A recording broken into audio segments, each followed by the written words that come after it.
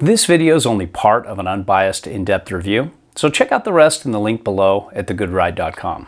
Thanks for watching, and I hope this review helps.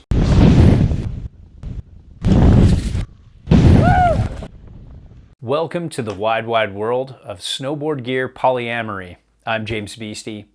This is the Good Ride, and this is the Burton Custom X 158.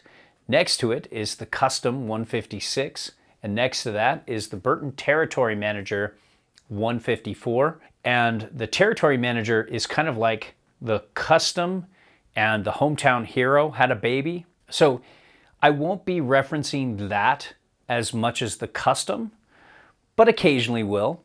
And I'll primarily be talking about the Custom X and how it compares to the Custom. I primarily rode it with my Burton Kendos and Union Atlas, but I did mount on the Burton Step-On and use the Burton Photon Step-Ons with this as well. I got this in a little messy powder, some messy spring snow, and some okay snow. And I was lucky to get it this late in the season. To give you a short summary, the Burton Custom X is a lighter, poppier version of the regular Burton Custom, which I didn't think was possible because the Burton Custom is already so poppy and pretty light. This just takes it up a notch even from there, and the Custom's even more poppy than the Territory Manager, which is a very poppy, very energetic board. This is full-on technical camber for lightweight rippers. One of the best turners in the business. Excellent for getting air. Just technical, catchy, hard to ride if you're an average rider like myself, but it has these special moments that might be worth it for you. With size 9 boots, this 58 Custom X fit me perfectly, but at 185 pounds, this was just a little too light and poppy for me. Even the 56 Custom and 54 Territory Manager felt a little too small for my weight, but all three of them were perfect for my boot size. So check your weight. If you're like me, size 9, 5'10", but you're not 185 to 190 pounds, you're more 150 to 165 pounds, these are going to be great. This is perfect. This is what you want. Burton works better with lighter riders with their regular rides like this. I felt the same way about the Free Thinker this year as well. So when it comes to shape, this is directional twin-ish. The tip and tail are the same width. Nose and tail are this different shape. Side cuts slightly different. It loves being centered when you're riding groomers, and that's just what makes this board feel great. You don't have to weight your foot any particular way to get this to work. Center weight it, lean back, lean forward into a turn, you're fine. The camber profile underneath is just a massive bow of springy camber. It is wonderful, but also incredibly unforgiving. It just will punish you if you get off your game. And I was always weary skidding out of turn if I did get off my game when I was riding this. I rode this a little more tentative than most boards I rode this year. So more for experts and rippers, but a strong advanced rider who's technical and wants to work on riding a old school camber board like this, that could work, I guess. And when it comes to edge hold, I found that this lets go in hard snow even a little easier than many other boards that don't even have a disrupted side cut and just have really strong edge hold. So wish there was a little more going on there, but if you know how to twist and really engage into a turn and get the edges to grip, you'll be fine and you won't care. When it comes to flex, there is just nothing like this in terms of pop. It's more on the medium stiff side of medium. I'd call it medium stiff, and it feels that way throughout. There's a little more give in the tip and tail, but barely, and that's probably just because of the way it's bent up. I think it's a pretty consistent flex throughout. But then watch this. It just it's gonna rack my nuts. It just pops back so hard. It's got just so much energy. It's amazing. In comparison to the Burton Custom, just a little touch softer, it seems like. And then in comparison to the Territory Manager, very similar in flex, maybe a touch on the stiffer side, but there's something I can feel that you might not be able to see when I flex it and when I'm on snow with the Burton Custom X that's different than the other two that you see next to it here, the Custom and the Territory Manager. There's just so much energy, so much more pop. When I go to ollie, I just feel like I'm on springs. It just pops so hard and so easy. Again, I'm just a little bit too heavy for this board, but still, I think even a lighter rider would just find that this pop is easy to access. Just when you're coming back down from that air, that's when the troubles can start with this full camber ride. But man, it just felt worth the risk. Brought back some old memories from the O's that were great. Buttering was a little difficult just because this is camber from tip to tail. You've already got a bend against you starting there. You don't have that easy leverage point like you do buttering off the nose with the Territory Manager that has some early rise before that. It makes it flex a little easier in the nose, but the tail's about the same. And this just overall construction and flex personality is not that much fun in uneven snow for me. That soft, messy snow, this thing just bucked and bounced me around a little bit too much. And when I got on other boards that weren't the Territory Manager and Custom on the same day, they just did better in uneven terrain. It just really likes good conditions the best. It's not a real great board for all day riding, unless you really want to dial it back.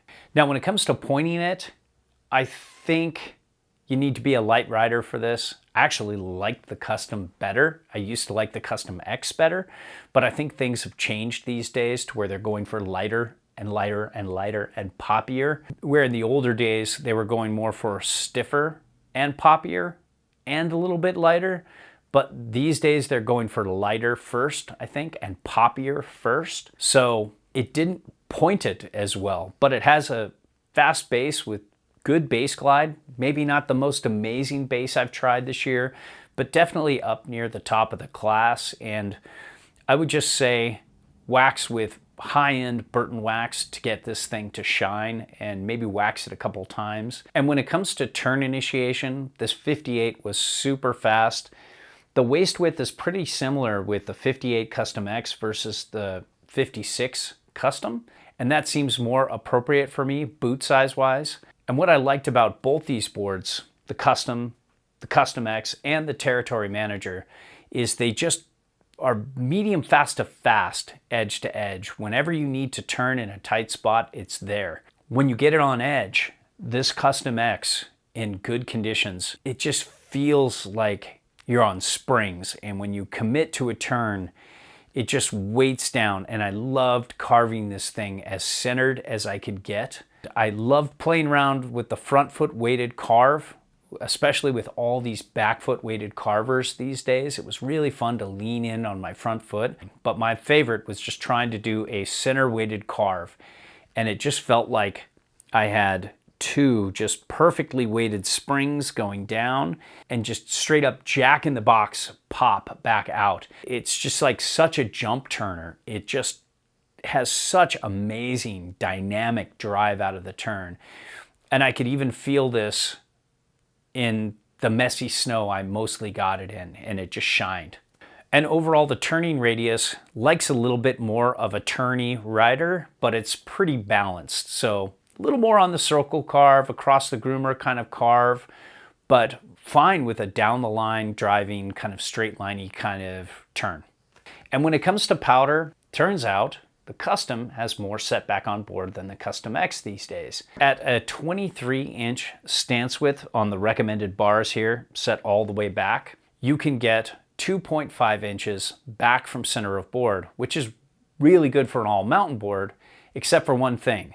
There is no early rise, there's no taper, there's nothing here to help you like the Territory Manager does. So that has the same setback, but also a narrower stance width when set all the way back.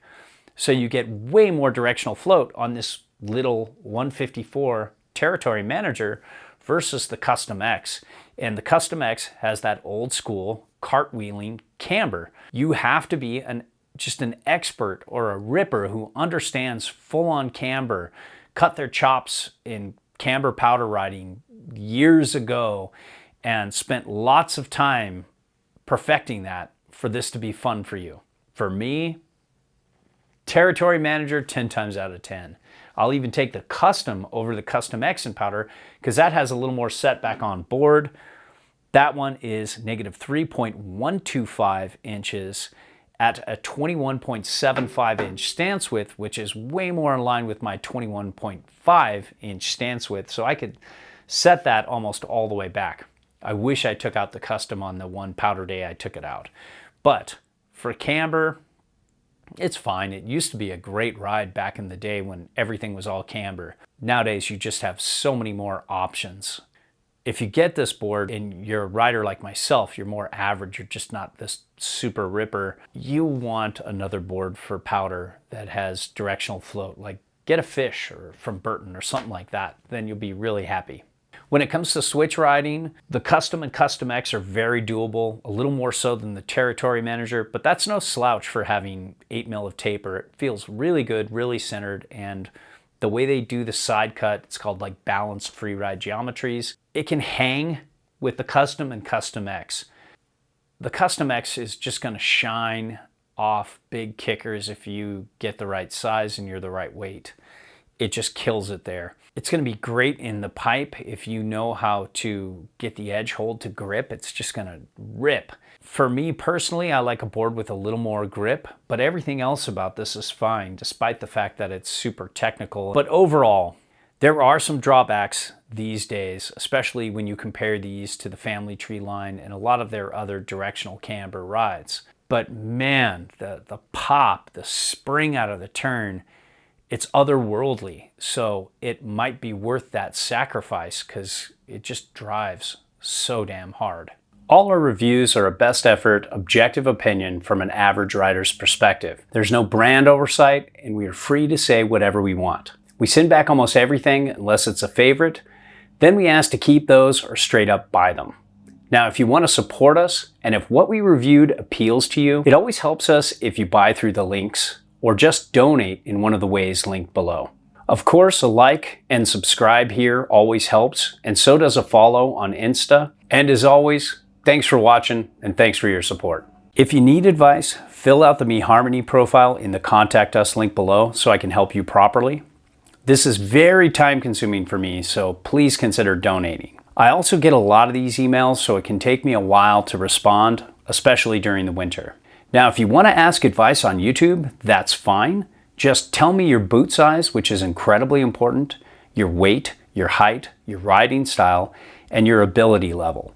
If you can tell me what mountains you mainly ride or plan to ride, the board, boot, and bindings you ride now or have ridden in the past, that's very helpful as well. If I can't get this information, it's very hard for me to help you.